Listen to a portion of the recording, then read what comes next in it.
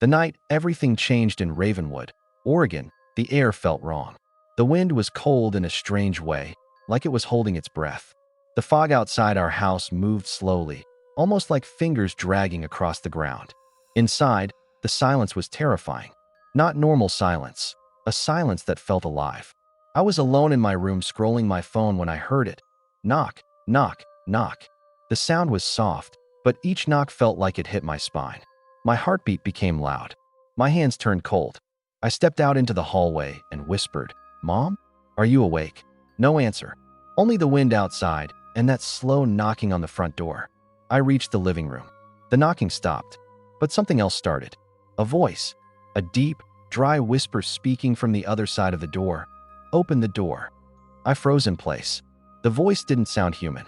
It sounded old, broken, like someone who had mud in their throat. I slowly looked through the peephole. Nobody was there. Only fog swirling on the porch steps. Then the porch light flickered and went out. Darkness swallowed the doorway. I stepped back, afraid to breathe. That's when I heard footsteps inside the house. Not in the yard. Inside. Slow, dragging footsteps moving across the wooden floor behind me. My stomach twisted. My vision blurred for a second. Every instinct inside me screamed run, but I couldn't move. The footsteps stopped right behind me. I felt warm breath on my neck. Not normal breath. The smell was strange, like old soil, like herbs left to rot, like something dug out of the earth. The voice spoke again, right next to my ear. "You should not have left. I am here for you." My whole body shook. I ran. I rushed into my room, slammed the door shut, locked it, and pushed my desk against it. My heartbeat was loud inside my ears. The whole hallway outside went silent. Then came a long scratch slowly dragging across my door. Scratch, scratch, scratch. I covered my mouth to stop myself from screaming. Then the voice whispered through the thin wooden door, "You cannot hide. I followed you across the ocean. You belong to me." My legs became weak. Tears rolled down my face. Then suddenly a knock came from inside my closet. Not the door, not the window, the closet. A soft, slow knock like knuckles on wood. Then a voice from inside the closet said, "Open it." I brought someone with me. I stepped back, shaking. The closet door handle began to move. The closet handle shook again, slow, careful, like something inside wanted me to hear every small movement. My breath turned cold. I didn't move. I couldn't. The room felt tighter, like the walls were pushing closer. My skin crawled as a cold wind slid across my neck, even though my window was closed. Tap, tap, tap. Something inside the closet traced its nails along the wooden door. Soft, gentle, like it was teasing me. Then a voice whispered from inside, "Don't be scared, it's only me." But the voice was wrong. It was deep and broken, like someone trying to copy a human voice and failing. I stepped back slowly. My knees were shaking so bad I almost fell. I grabbed my phone with trembling hands and turned on the flashlight. The moment the light hit the closet door, the tapping stopped. Silence.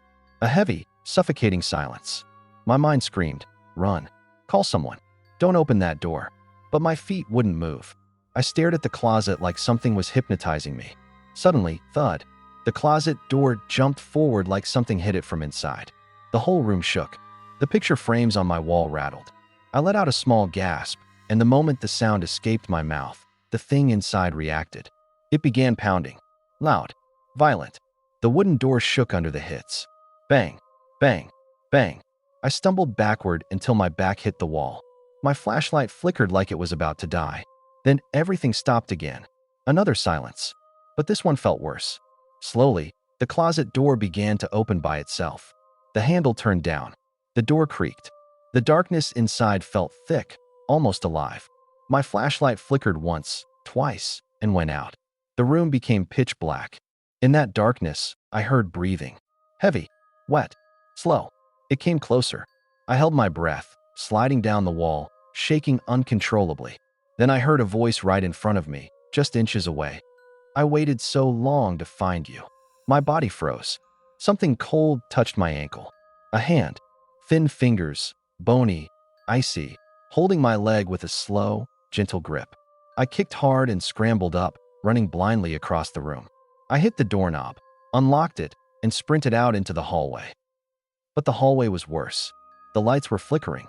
The air smelled like wet earth. A long trail of muddy footprints stretched across the floor, leading from the front door straight toward my room. I wasn't alone. It had been inside the house long before I heard it. Then I heard footsteps behind me. Fast ones. I turned around. Nothing. The lights flickered again. This time, a tall shadow stood at the end of the hallway. Long arms. Thin body. Crooked head. No face. Only darkness where a face should be. It raised one hand and pointed at me. Then its chest opened, slowly, like a cracked door revealing something inside. Inside the shadow's chest, someone was stuck. A human shape, pressed against the inside like it was trying to escape. My scream got stuck in my throat. The shadow whispered, "You're next." The shadow stayed at the end of the hallway, frozen for a second, then moved. Slow, calculated. Each step sounded louder than my pounding heart. I wanted to run, but my legs felt heavy, like the floor was holding them down. The closer it got, the colder the air became. I could see my breath, white clouds in the darkness. It stopped just before the staircase. Its head tilted in a wrong, impossible way. The blackness of its face swallowed the flickering light. Then it whispered, not in words, in a sound that made my bones ache and my stomach turn. I realized the voice was mimicking me. It repeated every thought I had. I need to escape. I need to run. I need help. I stumbled backward, trying to reach the kitchen for a knife. The shadow followed silently. Not a sound from its feet, just that deep, hollow breathing behind me. I grabbed a kitchen knife. The second I held it, the shadow stopped. It tilted its head again, like it was studying me. Then, faster than I could react, it lunged. I swung the knife blindly. Nothing. It passed through like I was hitting fog. Then it was gone. But I could feel it. Every wall, every corner, every shadow, it was there. I ran toward the front door. I needed to leave Ravenwood. Leave this house. Leave everything. But the door was gone. The hallway stretched endlessly, longer than it should have been. The walls curved inward, narrowing. I turned around. The shadow was not alone anymore. More figures had appeared. Thin, faceless, dragging themselves from the walls, from the ceiling, from the floor. My heart raced. My breathing became uneven. Every instinct screamed, "Don't look, don't move, run." But I had nowhere to run. One of the figures moved closer. Its hand stretched toward me. Thin fingers curled like claws. I could see nails sharp as knives. Cold, wet, and sticky. Then the floor beneath me cracked. I fell through a hole I hadn't seen. I hit the ground hard, dust in my mouth, pain in my ribs. I scrambled to stand, and the flashlight I had been carrying flickered back on. In the dim beam, I saw the worst thing yet, a figure crouched in the corner of the basement. It looked human. It had eyes, but they were empty. No soul. It raised one hand slowly, and the knife I had dropped in the fall lifted into the air, floating toward me. I screamed, and the basement door slammed shut. I was trapped. Then a voice came from the darkness. "You cannot leave. You belong here, with us." The basement was pitch black. I could hear my own breathing, shaking, loud, too loud. The floating knife hovered just above my head. I tried to dodge, but my body refused to move. It swung slowly toward me. Cold air brushed my face as if the shadow itself was there. Then I heard footsteps above me. Heavy, fast, not mine. Something was coming down the stairs. The flashlight flickered again. I caught a glimpse of a figure at the top of the stairs. Human shape. Tall. Thin. Its eyes were black holes. It was holding something, a piece of paper. I crawled back, trying to avoid the knife. The floating blade followed me, slow and steady. The figure at the top of the stairs dropped the paper. It fluttered down to the floor. I grabbed it with trembling hands. Written in large, jagged letters. "The Albularyo knows your blood." I froze. My hands shook as I read it again. It was true. I had moved here from another state, but the darkness had followed me. The Albularyo, whatever this thing was, knew me. Then the floating knife dropped to the floor. The figure at the top of the stairs vanished. The basement was silent, too silent. I crawled toward the basement stairs. The first step creaked under my weight. And then I heard it, a soft whisper from the corner of the basement. "You cannot leave. You are mine." I turned slowly, and there it was. Not the shadow from the hallway. Something smaller, human-sized. It looked like a person, but its skin was pale, almost gray. Its eyes were black pools. Its mouth stretched wide, and it smiled. I screamed and ran toward the stairs. As I climbed, the walls around me began to stretch. The ceiling lowered. The shadows grew taller, longer, and I realized the house was alive. Every corner, every hallway, every room was watching me, breathing me in, laughing silently. And then, a voice came from behind my ear. "You should have never left." I spun around. Nothing, but I could feel its presence, pressing close. Every heartbeat became a drum in my chest. Every breath a knife slicing my lungs. I reached the top of the stairs. The door to the outside was gone, replaced by darkness, solid darkness, like the house itself had swallowed it. And then I saw it. A mirror hanging on the wall. I froze. My reflection was not mine. It smiled at me. Its eyes were black, its skin gray. And then it spoke. "You are mine now. You always were." The walls shook. The ceiling cracked. And the basement door slammed shut behind me. I was trapped, completely. The house was alive. I knew it now. Every creak, every whisper, every shadow. It was watching me. I ran down the narrow hallway. The walls shifted slightly, narrowing with each step. The floorboards groaned under my weight. Every breath I took echoed loudly, like it was meant to announce my fear. Then I heard it, a slow, dragging sound behind me. Not footsteps. Something heavier. Something that did not belong. I glanced back. The shadow from before. No, there were more now. Faceless, thin, moving in jerky motions. Their black eyes seemed to burn into me. I reached the kitchen. I needed a weapon, anything. I grabbed a kitchen knife and a heavy skillet. I held them tight, shaking. The shadows stopped. A silence fell.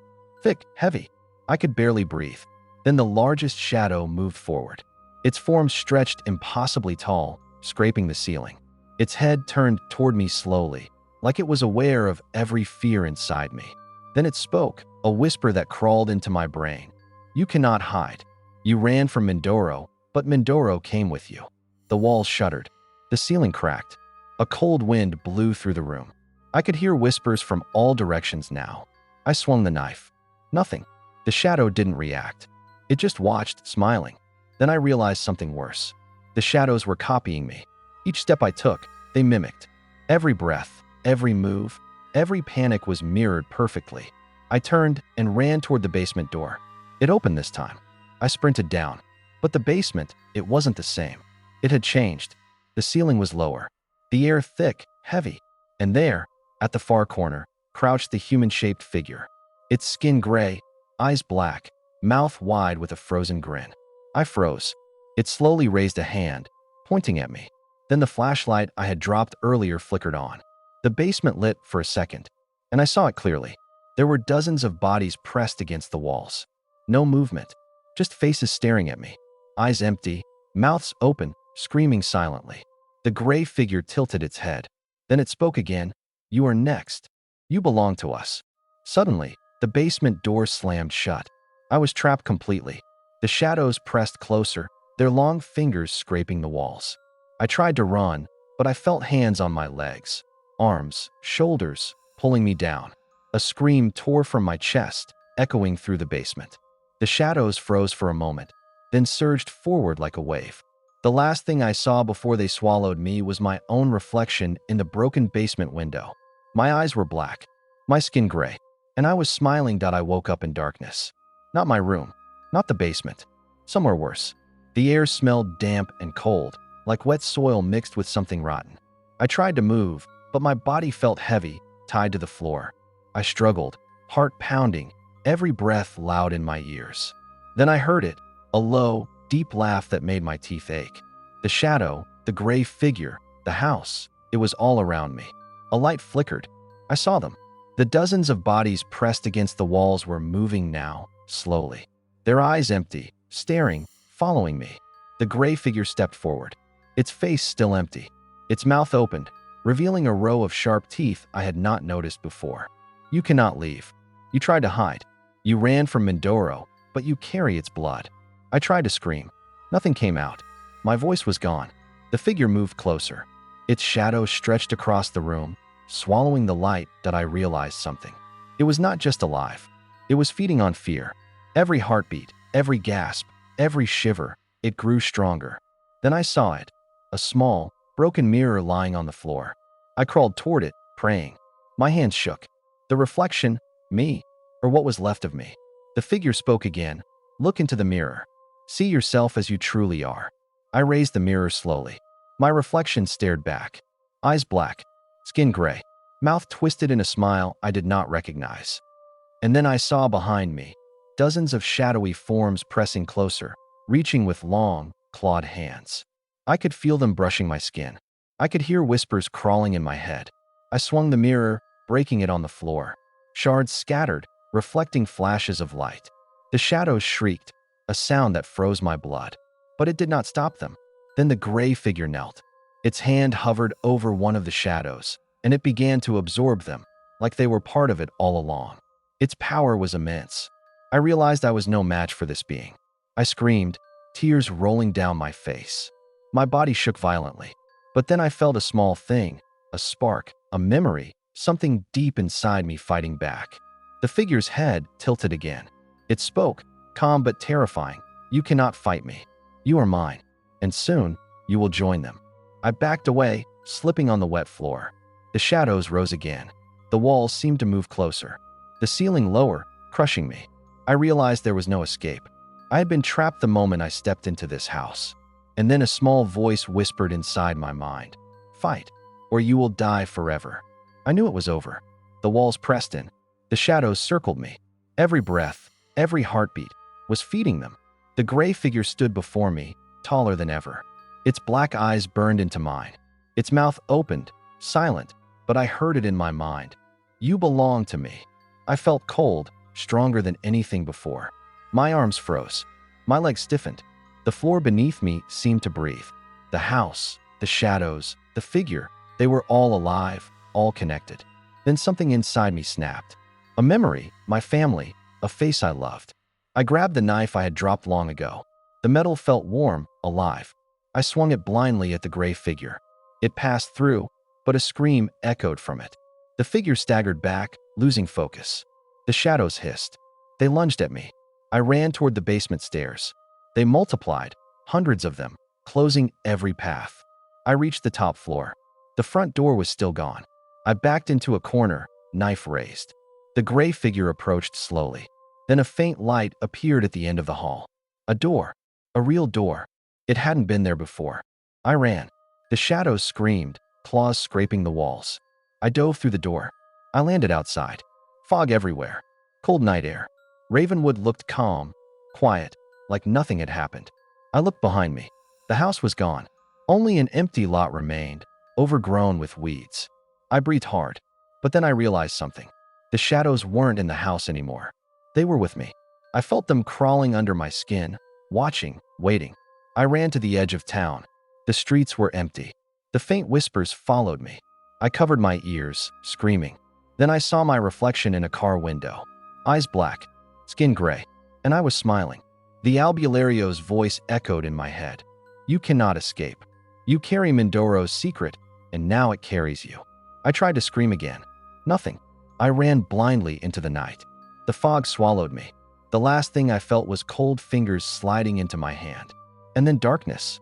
If you enjoyed this horror story, don't forget to subscribe to the channel and turn on the bell icon for more terrifying stories.